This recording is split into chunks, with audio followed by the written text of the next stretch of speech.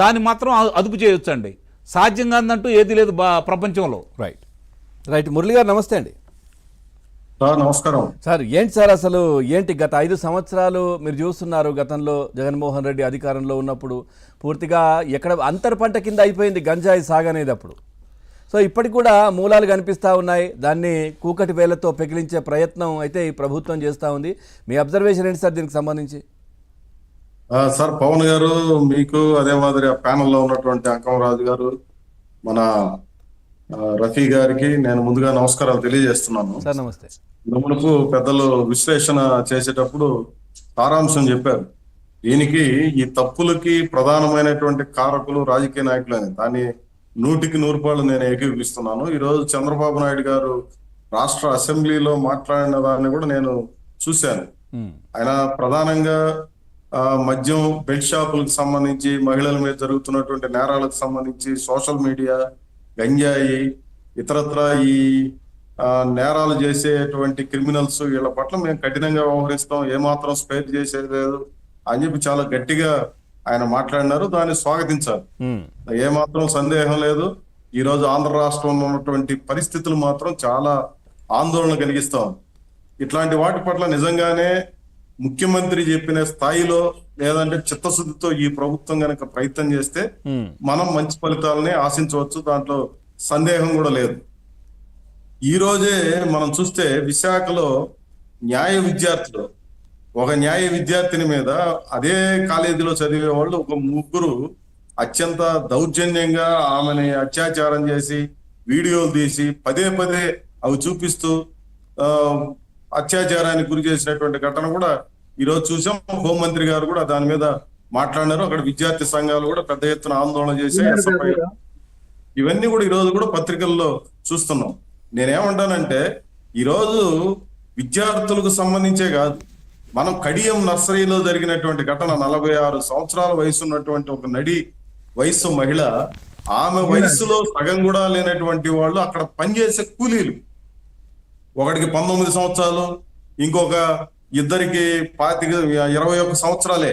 ఈ 3 ఆమెలో సగం వయసు కూడా లేదు. అత్యంత అమానుషంగా ఆమెని అత్యాచారం చేసి చంపేయడమే కాదు, చంపేసిన తర్వాత కూడా అత్యాచారం చేసి ఆమె గుండు కొట్టి తీసుకొని పోయి అక్కడ పక్కన ఉన్నటువంటి కాలువలో పారేశారు. వాళ్ళు ఎవరని చూస్తే మళ్ళీ అక్కడ ఉన్నటువంటి సామాన్యమైనటువంటి కూలీలే. ఇప్పుడు పుత్తూరులో జరిగినటువంటి ఘటన 3 సంవత్సరాల అమ్మాయి పసిపాప మీద అత్యాచారం చేసి చంపేసి అక్కడ గుంత తీసి పూర్తి చేసినటువంటి వాడు, అతనికి 25 సంవత్సరాలు కూడా నిండలా, చాలా చిన్న వయసు ఉన్నటువంటి వాడే. అతను ఒక గిరిజనుడు, ఆ ప్రాంతంలో కూలి నాలి చేసుకునేటువంటి మనిషి. ఇట్లాంటి వాళ్ళు కూడా ఎందుకు నేరాలకు పాల్పడుతున్నారు? వీళ్ళు సంపన్నులు అయిపోయో, లేదా పొగురు పెరిగిపోయో, లేదా కండకవరంతో చేస్తున్నటువంటి మనుషులుగా చూద్దామా? లేదంటే ఒక సామాన్యమైన వాళ్ళు, అత్యంత సాధారణమైనటువంటి వాళ్ళు కూడా ఇట్లాంటి నేరాలకు ఎట్లా పాల్పడుతున్నారు? కాకినాడలో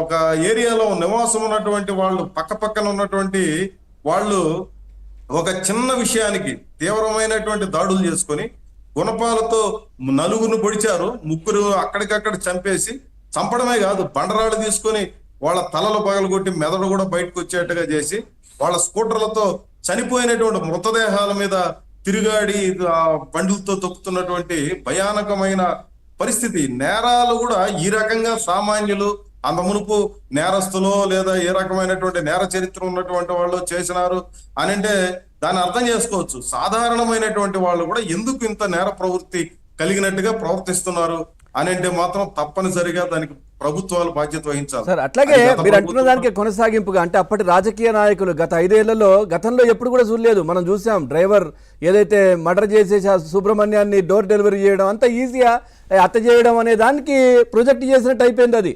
అంటే యువతలో కూడా అరే ఇంత ఈజీగా హత్య చేసిండు, వాళ్ళ ఇంటి దగ్గర పడేసిండు, తర్వాత జైలుకి వెళ్ళి బయటకు వచ్చి ఊరేగింపుగా తీసుకొచ్చారు, ఈయన హీరోనా అనే విధంగా యువతలో కూడా ఆ ప్రభుత్వంలో వీళ్ళు చేసినటువంటి పనులకు ఆ విధంగా అయిపోతున్నారు. ప్రభుత్వం కాదండి, ప్రభుత్వం క్లియర్ గా మనకు కనిపించేది ఏమంటే ఇది ఒక అంశం మనం గమనించాల్సిందే. ఇదేదో మన రాష్ట్రానికి పరిమితమైన సమస్య కూడా కాదు. దేశంలో అనేక చోట్ల ఇట్లాంటి ఘటనలు ఈ కాలంలో పెచ్చరిల్లిపోతున్నాయి. మొన్న సుప్రీంకోర్టు జోక్యం చేసుకోకపోతే ఉత్తరప్రదేశ్ లో అత్యాచారం చేసినటువంటి వాళ్ళని తిరిగి జైలుకి మళ్ళీ పంపించారు. నేను ఎందుకు ఇది చెప్తున్నా అంటే ముఖ్యంగా మన రాష్ట్రంలో ఈ నేర ప్రవృత్తి పెరిగిపోవడానికి ప్రధానమైనటువంటి కారణం ఏంటంటే గంజాయి. అదే మాదిరి మద్యం, విచ్చలవిడి మద్యం అనేది ఈ రోజు ఏరులై పారుతున్నటువంటి పరిస్థితి. గంజాయి నిన్న ఈ వారం రోజుల కిందటే తడ రైల్వే స్టేషన్ లో 46 కేజీల గంజాయి దొరికింది. అవును. తిరుపతి నగరంలో ఒక షాప్ లో 16 కేజీల గంజాయి చాక్లెట్లు, చప్పరించే చాక్లెట్లు అమ్ముతున్నటువంటిది అరెస్ట్ చేసినటువంటి పరిస్థితి. ద్రవ పదార్థంలో ఉన్నటువంటి గంజాయిని ఈ రోజు కలెక్ట్ చేసి అరెస్ట్ చేసినటువంటి పరిస్థితి. ఇవన్నీ ఎక్కడికి పోతున్నాయి? ఈ చాక్లెట్లు ఎవరికి అమ్ముతారు? ఎవరికి అమ్ముతున్నారు అంటే స్కూళ్ళ దగ్గర అమ్ముతున్నారు. ఇంత మునుపు చెప్పారు చూడండి, 3 లక్షల మంది దీనికి గురి అయి ఉన్నారు. దీంట్లో పసిపిల్లలు ఉన్నారు, హై స్కూల్లో చదివే వాళ్ళు ఉన్నారు, 10వ తరగతి కాదు 8వ తరగతి వాళ్ళు కూడా ఉన్నారని చెప్పి పెద్దలు ఎట్లయితే విశ్లేషణ చేశారో స్కూళ్ళ దగ్గర అమ్ముతున్నారు. ఈ రోజు కాలేజీ విద్యార్థులు దీనికి బలైపోతున్నటువంటి పరిస్థితి ఉంది. అదే మాదిరి విచ్చలవిడి బూతు సంస్కృతి, అశ్లీల సినిమాలు ఈ రోజు వచ్చేసినటువంటి సెల్ ఫోన్లు, లేదంటే మనకు అరచేతిలోనే ఈ రోజు ఒక్క క్లిక్ తో నీకు లక్షల సంఖ్యలో, వేల సంఖ్యలో బూత్ సినిమాలన్నీ వచ్చేస్తున్నటువంటి వీటన్నిటి మీద నియంత్రణ చేయగలిగే పరిస్థితి ఎవరి చేతిలో ఉంది? ఈ రోజు కేంద్ర ప్రభుత్వం సీరియస్ గా తీసుకోవాలి, రాష్ట్రాలు, ముఖ్యంగా రాష్ట్రాల్లో ఉన్నటువంటి నాయకత్వం లేదా ప్రభుత్వాలు సీరియస్ గా తీసుకోవాలి.